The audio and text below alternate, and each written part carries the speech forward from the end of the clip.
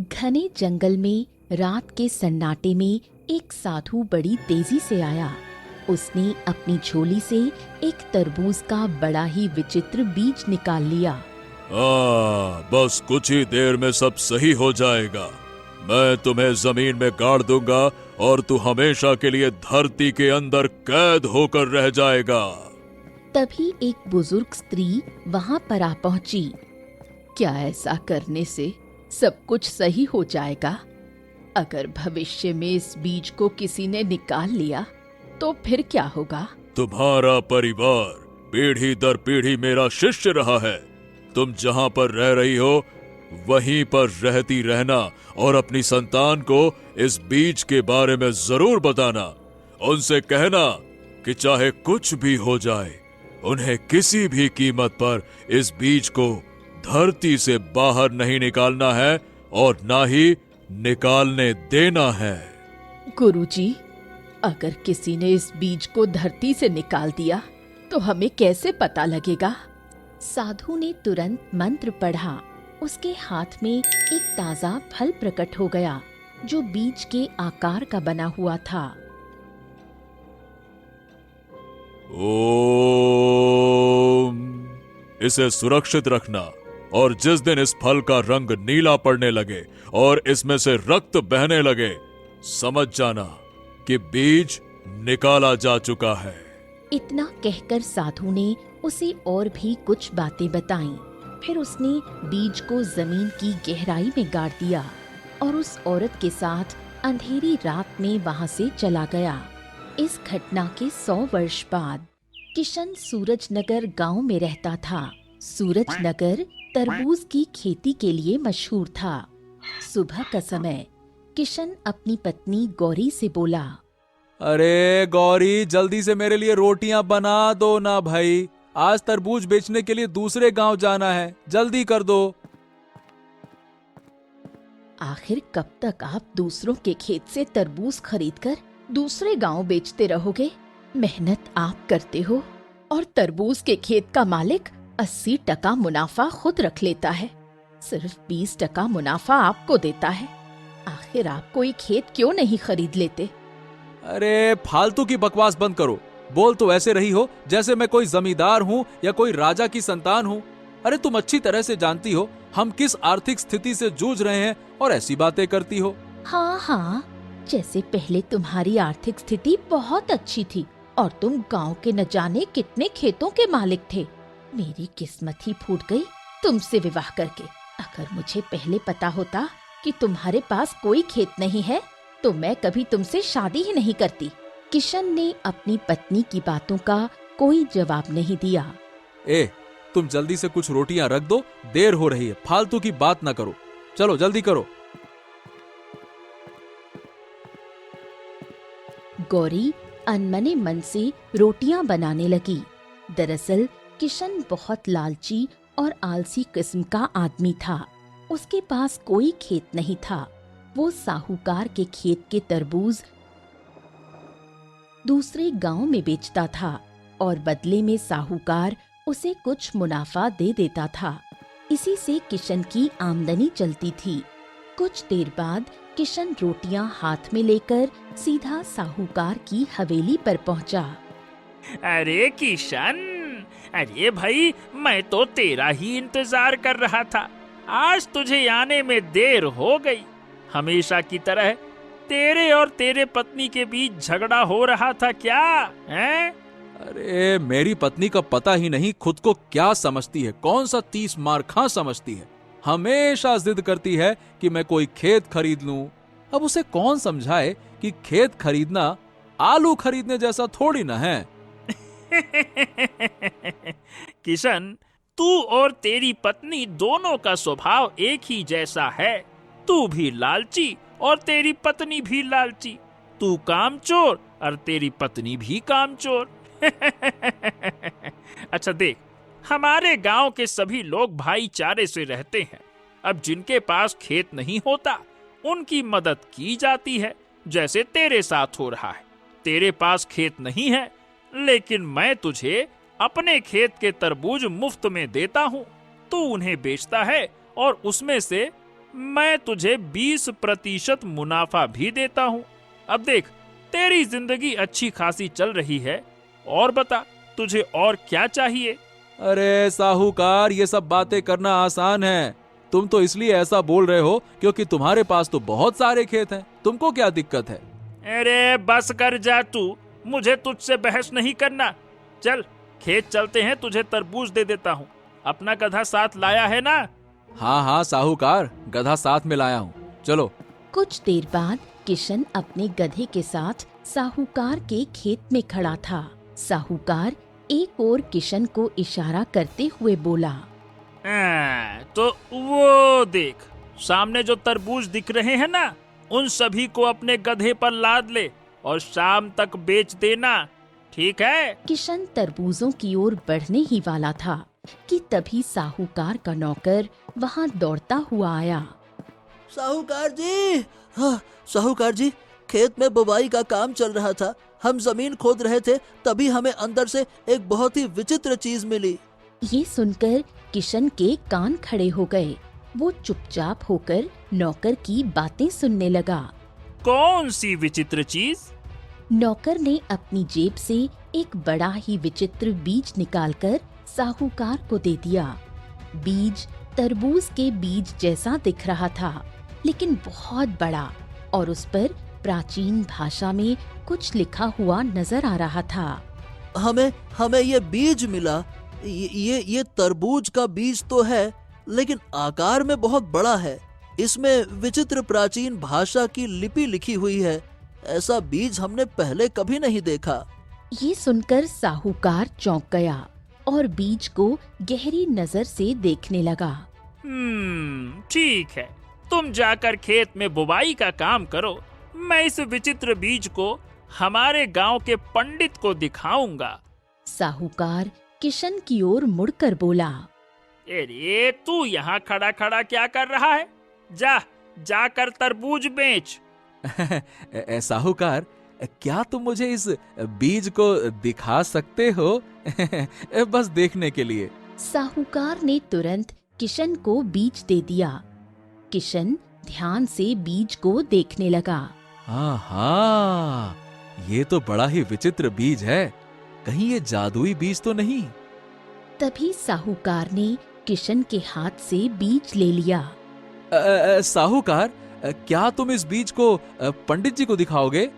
हाँ, लेकिन आज नहीं। शाम को पंडित मंदिर में पूजा करते हैं, वहीं जाकर उन्हें ये बीज दिखाऊंगा। इतना कहकर साहूकार वहां से चला गया। किशन ने तुरंत अपने गधे पर तरबूज लादे और दूसरे गांव में बेचने निकल पड़ा। किशन जल्दी जल्दी तरबूज बेचकर वापस अपने गांव लौट आया और घर पहुंचकर उसने गौरी को सारी घटना बताई। कहीं वास्तव में वो जादुई बीज तो नहीं था। अरे क्या कहूँ गौरी, मेरा तो तरबूज बेचने में मन ही नहीं लग रहा था। तो फिर तुम्हें वो बीज साहूकार को लौटाना ही नहीं चाहिए था।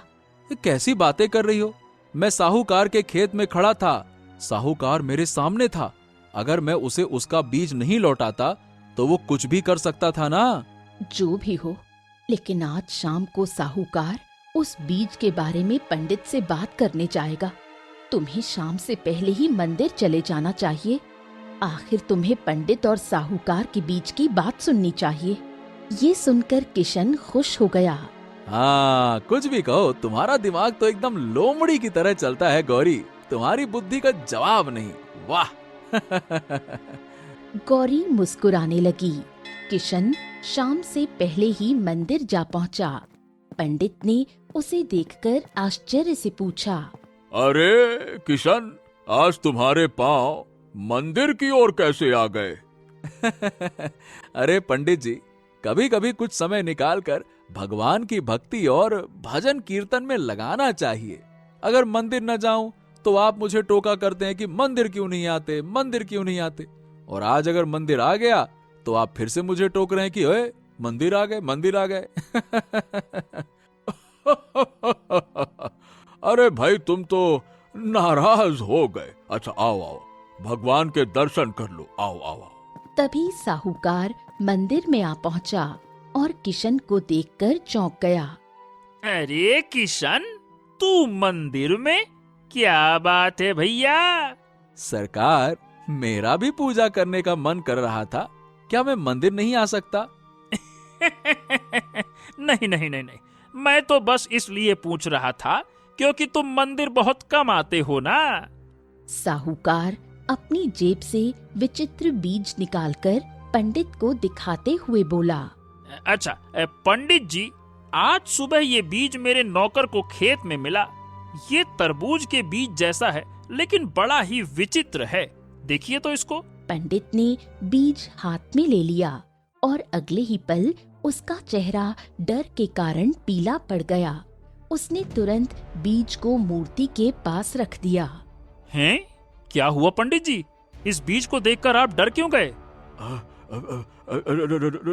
न जाने क्यों मुझे इस बीज के अंदर बुरी शक्तियों की आहट महसूस हो रही है। जैसे ही मैंने इसे हाथ में लिया,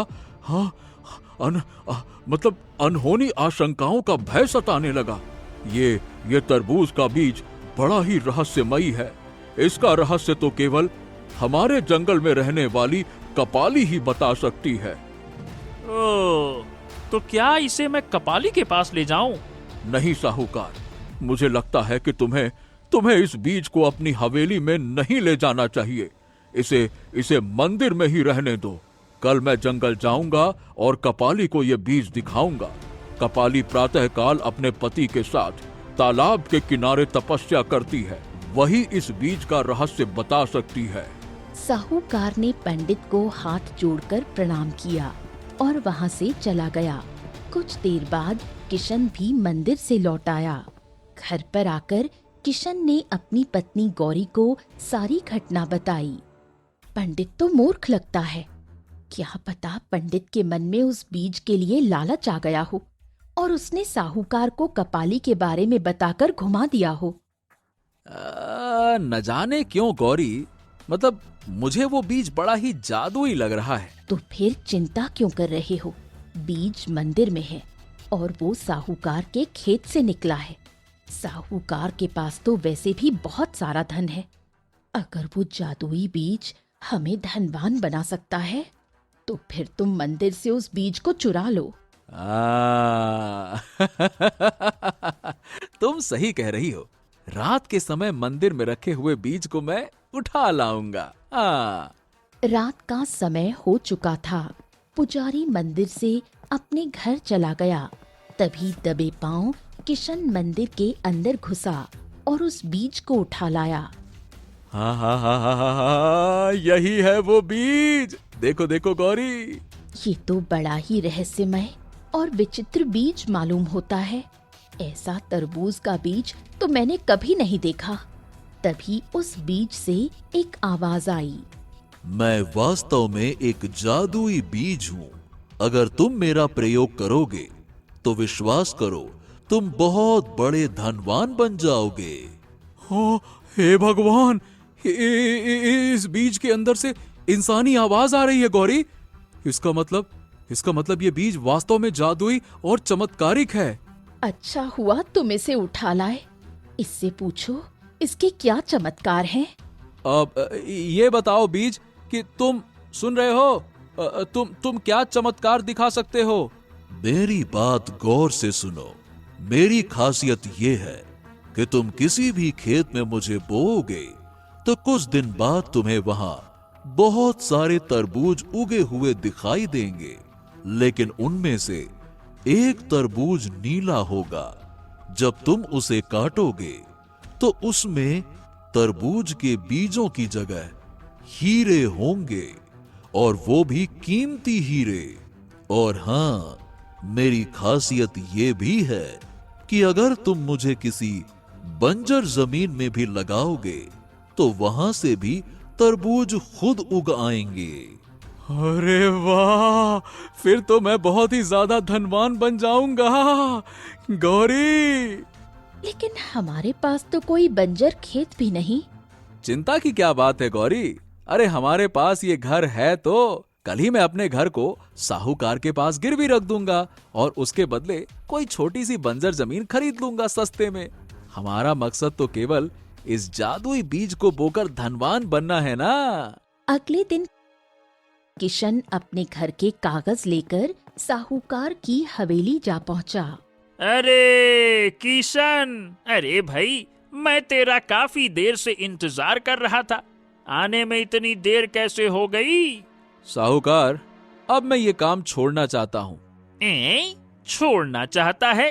क्या मतलब है भैया तेरा? ऐसा है, ये रहे मेरे घर के कागज। मेरा घर गिरवी रखो और मुझे कुछ धन दे दो। मैं उससे नया व्यापार शुरू करना चाहता हूँ। अचानक से तुझे क्या हो गया? अब मेरा भी मन करता है कि मैं भी धनवान बनूं। क्या मैं सारा जीवन मजदूरी और गुलामी करके ही काटूंगा क्या? हैं? साहूकार ने किशन को धन दिया और किशन खुशी खुशी वहां से चला गया। तभी मंदिर का पुजारी वहां आ गया और साहूकार से बोला, साहूकार, साहूकार, वो बीज चोरी हो गया जो मैंने मूर्ति के बगल में रखा था। सुबह जब मैं मंदिर गया तो वो बीज गायब था। ये बताओ, सुबह मंदिर में सबसे पहले कौन आया था? अब मंदिर का द्वार तो मैं ही खोलता हूँ। जब तक मैं मंदिर में प्रवेश नहीं करता तब तक कोई भी व्यक्ति पूजा करने नहीं आता। साहूकार गहरी सोच में डूब गया और कुछ देर बाद बोला, कल जब मैं तुमसे बीज के बारे में बात कर रहा था तब हमारे और तुम्हारे अलावा केवल किशन मौजूद था, और जब खेत में मेरे नौकर ने मुझे ये बीज दिया था तब भी किशन ही मौजूद था। अब मुझे पूरा यकीन है कि किशन ने ही ये बीज चुराया है, और आज अचानक उसने आकर मुझसे कहा कि वो काम छोड़ रहा है। पैसे लेकर गया है अपना घर गिरवी रखकर, कहता है व्यापार करना चाहता है। मतलब किशन के बारे में सब जानते हैं कि वो और उसकी पत्नी बड़े ही लालची हैं। मुझे डर है कि उनके लालच की वजह से गांव वालों को मुसीबत न उठानी पड़ जाए। अब अगर मैं किशन से पूछताछ करूंगा तो वो तो झूठ ही बोलेगा। फिर भी तुम गांव के साहूकार हो, तुम जाकर एक बार पूछताछ करो। तब तक मैं कपाली के पास जाता हूँ और उसे सारी घटना बताता हूँ। इतना कहकर पंडित जंगल की ओर चला गया। साहूकार तुरंत किशन के घर की ओर चला गया। साहूकार को देखकर किशन चौंक गया। अरे साहूकार, क्या बात है? ओ, पर मैंने तो अपना घर के कागज गिरवी रखकर कर्ज लिया है, और कर्ज की सीमा तो 1 माह की है ना। अभी तो कुछ क्षण पहले ही तुमसे कर्ज लेकर आया हूँ और तुम वापस मांगने आ गए। ये किशन, तू फालतू के बहाने मत बना और सीधी सीधी तरह ये बता कि वो बीज कहाँ है। बीज? कौन सा बीज? अरे वही बीज जो कल मंदिर में पुजारी जी ने मूर्ति के बगल में रखा था। वो बीज गायब है और मुझे पूरा शक है कि उसे तूने ही चुराया है, क्योंकि मंदिर में हमारे अलावा केवल तू ही मौजूद था। बता, कहाँ है वो बीज? बता।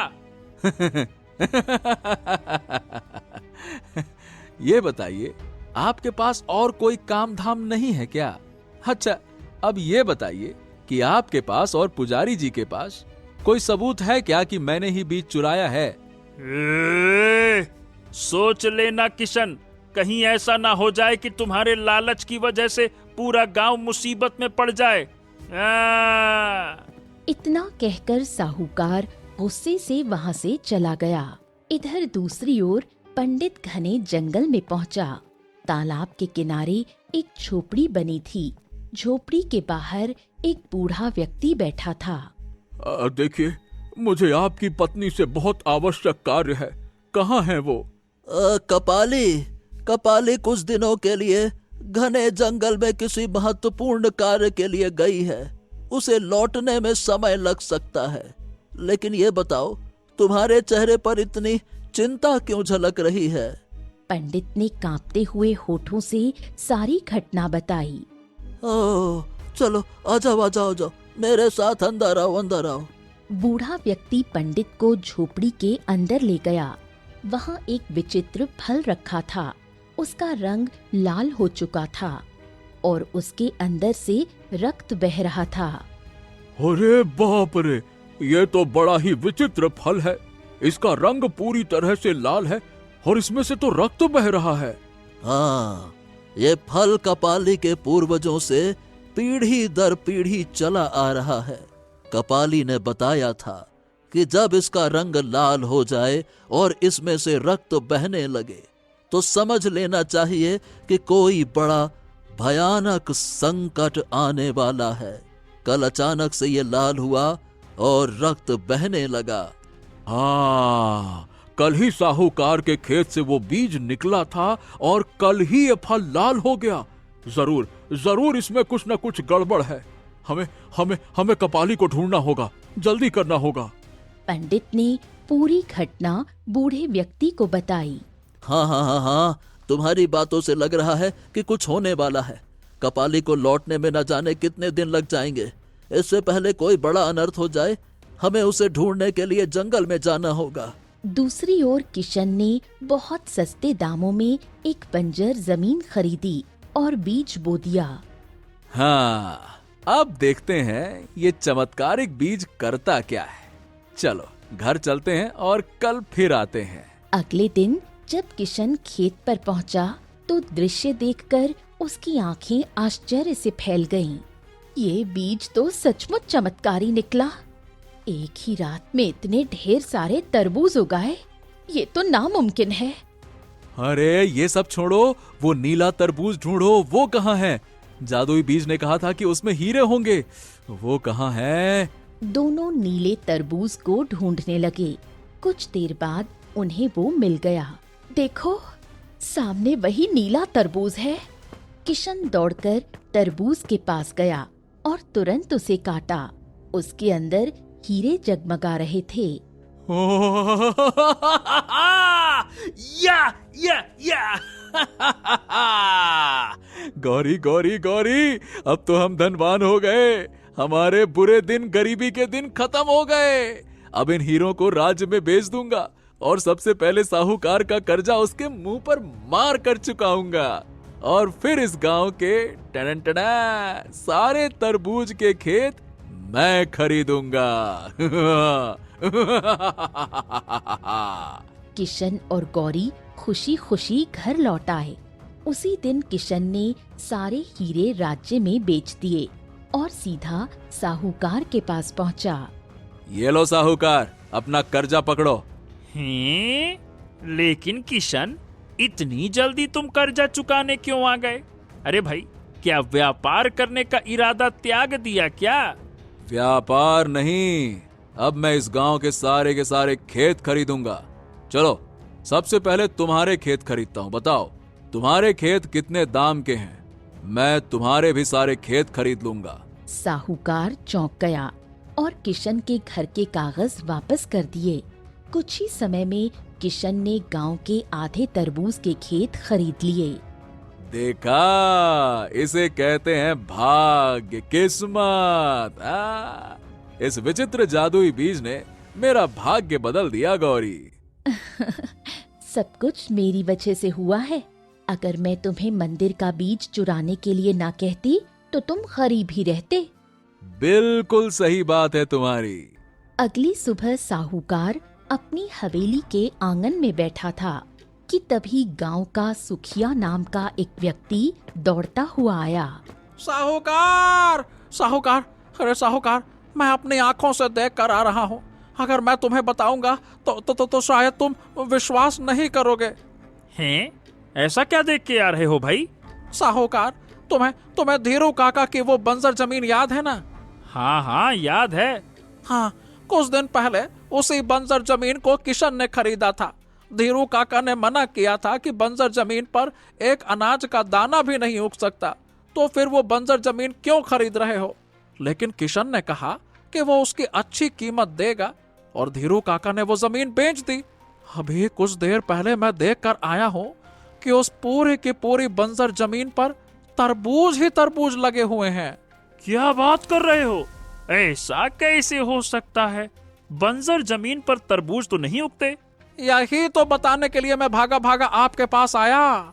सुखिया ने इतना कहा ही था कि अचानक उसकी आंखों से रक्त बहने लगा। उसका चेहरा पीला पड़ने लगा। अरे अरे ये सुखिया, ये क्या हो रहा है? सुखिया सुखिया सुखिया! अगले ही पल सुखिया ने तड़पते हुए दम तोड़ दिया।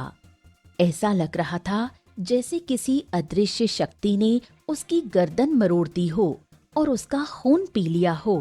हे भगवान, ये क्या है? साहूकार डर गया और भागता हुआ गांव की ओर दौड़ा। जैसे ही साहूकार गांव में पहुंचा तो वहां हाहाकार मचा हुआ था। औरतें रो रही थीं। मैं लुट गई, मैं बर्बाद हो गई। मेरे पति मेरे साथ भोजन कर रहे थे, लेकिन अचानक उनकी आंखों से खून बहने लगा। उनका चेहरा पीला पड़ गया और अगले ही पल उन्होंने तड़पते हुए दम तोड़ दिया। ऐसा लगा जैसे किसी अदृश्य शक्ति ने उनकी गर्दन मरोड़ दी हो। अरे तुमको क्या हो गया? यही हाल तो अभी अभी सुखिया का हुआ था। आखिरकार ये हो क्या रहा है? पूरे गांव में चीख पुकार मच गई थी। साहूकार घबराकर भागता हुआ उसी बंजर खेत की ओर चला गया। साहूकार जैसे ही बंजर खेत में पहुंचा तो उसने देखा वहां तरबूज ही तरबूज फैले हुए थे, लेकिन अगले ही पल सारे तरबूज रंग बिरंगी चमक के साथ गायब हो गए। उनकी जगह पर काला धुआं फैल गया। वो काला धुआं धीरे धीरे एक भयानक मानव की आकृति लेने लगा। हे भगवान, आखिरकार ये क्या रहस्य है? साहूकार घबरा गया। उसने सोचा कि पंडित जी भी कपाली से मिलने गए थे और अब तक वापस नहीं लौटे। वो बड़बड़ाते हुए बोला, मुझे जंगल जाकर ही देखना होगा। आखिरकार मेरा गांव किस मुसीबत में फंस गया है। हर तरफ लाशें, हर तरफ हाहाकार। चलो जंगल चला जाए। इतना कहकर साहूकार जंगल की ओर भाग पड़ा। उधर पंडित उस बूढ़े व्यक्ति के साथ घने जंगल में जा पहुंचा। वहां एक विशाल वृक्ष के नीचे कपाली आंखें बंद किए बैठी थी। जैसे ही पंडित और बूढ़ा व्यक्ति वहां पहुंचे, कपाली ने अपनी आंखें खोली। आप यहाँ? बूढ़ा व्यक्ति वो फल जिसमें से रक्त बह रहा था कपाली को दे देता है। कपाली फल को देखते ही कांप उठी। हे भगवान, इसका मतलब अनर्थ हो गया। कपाली ने तुरंत उस फल को अपने पति से छीन लिया और अपनी आंखें बंद कर लीं। कुछ क्षण बाद वो आंखें खोलकर बोली, इसका मतलब है कि वो राक्षस अपने आतंक की शुरुआत कर चुका है और उसने कई निर्दोष लोगों की जान भी ले ली है। क्या मतलब है तुम्हारा कहने का? करीब 100 वर्ष पहले इस इलाके में एक राक्षस का आतंक छाया हुआ था। वो निर्दोष और मासूम मनुष्यों का खून पीकर उनकी जान ले लेता था। तब एक साधु ने अपनी मंत्र शक्ति से उसे एक तरबूज के बीज में कैद कर दिया और उस बीज को तुम्हारे गांव की ही किसी जमीन में गाड़ दिया। उस समय तुम्हारा गांव आबाद नहीं हुआ था। उस साधु ने अपनी शिष्या को ये फल सौंपा था। उन्होंने कहा था, जब कभी भी वो तरबूज का बीज धरती से निकल आएगा तो ये फल लाल हो जाएगा और इसमें से रक्त बहने लगेगा। जब ऐसा हो तो समझ जाना कि राक्षस मुक्त हो चुका है और तबाही मचाना शुरू कर देगा। मैं उसी गुरु की शिष्या की वंशज हूं। ये फल पीढ़ी दर पीढ़ी हमें सौंपा गया। ये हमेशा ताजा रहा, लेकिन अब इसमें से रक्त बह रहा है, यानी राक्षस आजाद हो चुका है। ये सुनकर पंडित और कपाली का पति दोनों बुरी तरह चौंक गए। मैंने अपनी मंत्र शक्ति से उस व्यक्ति को देख लिया है जिसने लालच में राक्षसी तरबूज का बीज बंजर खेत में बोया था। उसका नाम किशन है। हे भगवान, आखिरकार उसने अपने लालच की वजह से पूरे गांव को मुसीबत में डाल ही दिया। चिंता मत करो, उसके लालच की सजा भगवान उसे अवश्य देंगे। इतना कहकर कपाली ने अपने पति और पंडित का हाथ पकड़ा और रंग बिरंगी चमक में गायब हो गई। कुछ देर बाद कपाली अपने पति और पंडित के साथ गांव की सीमा पर प्रकट हो गई। उधर से साहूकार जंगल की ओर आ रहा था। साहूकार उन्हें देखकर चौंक गया और कांपते हुए उन्हें सारी घटना बताई। मुझे उस बंजर खेत पर ले चलो जहां तुमने तरबूजों को गायब होते और परछाई को बनते देखा था। साहूकार तुरंत कपाली, पंडित और उसके पति को लेकर बंजर खेत की ओर चला गया। वहां पहुंचने पर तरबूज का कोई नामो निशान नहीं था। कपाली ने मंत्र शक्ति से चारों ओर देखा। तभी एक स्थान पर रंग बिरंगी रोशनी चमकने लगी। साहूकार और पंडित मिलकर उस जगह को खोदने लगे। कुछ देर बाद उन्हें वही बीज नजर आया। अरे ये तो वही बीज है जो कल मेरे खेत में निकला था। कपाली ने मंत्र पढ़ा और उस बीज को हाथ में ले लिया। समय आ गया है राक्षस को दोबारा उस जादुई तरबूज के बीज में कैद करने का। चलो मेरे साथ। उधर किशन अपनी पत्नी गौरी के साथ बैठा था कि तभी उसके कानों में अजीब सी पुकार सुनाई दी। दोनों डर गए। अगले ही पल वहां काला धुआं प्रकट हुआ और राक्षस की आकृति बनने लगी। हाँ, कौन हो तुम?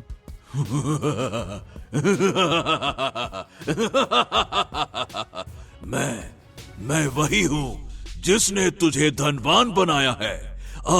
अब इसकी कीमत भी चुकानी होगी। बरसों पहले मुझे इस जादुई तरबूज के बीज में एक साधु ने कैद कर दिया था। तूने मुझे धरती पर बोकर आजाद कर दिया। क्या मतलब है तुम्हारा?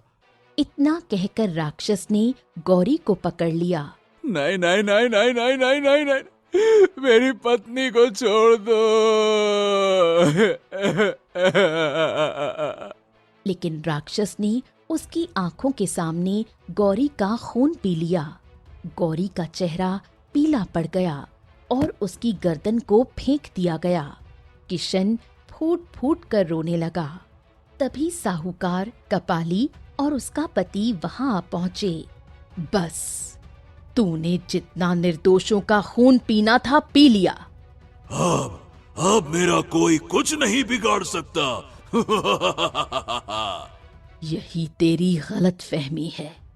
बरसों पहले एक साधु ने तुझे इस जादुई बीज में कैद किया था और उसने हमारे पूर्वजों को ये भी बताया था कि अगर तू कभी मुक्त हो जाए तो तुझे दोबारा कैद कैसे किया जाए। यही मंत्र पीढ़ी दर पीढ़ी हम तक पहुंचे हैं। इतना कहकर कपाली ने मंत्र पढ़ना शुरू किया। अगले ही पल राक्षस चीखने लगा, धुएं में बदल गया और फिर से उस तरबूज के जादुई बीज में समा गया।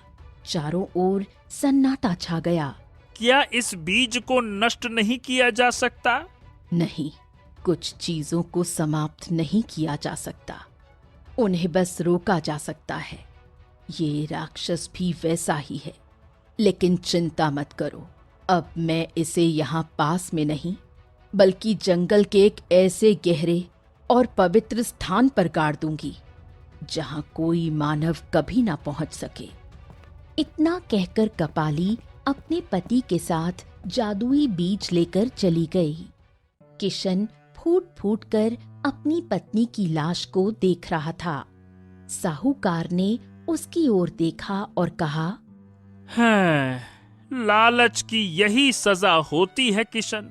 तेरे कारण गांव वाले बेवजह मारे गए। जिस पत्नी के लिए तू धनवान होना चाहता था, अब देख वही तेरे पास नहीं है।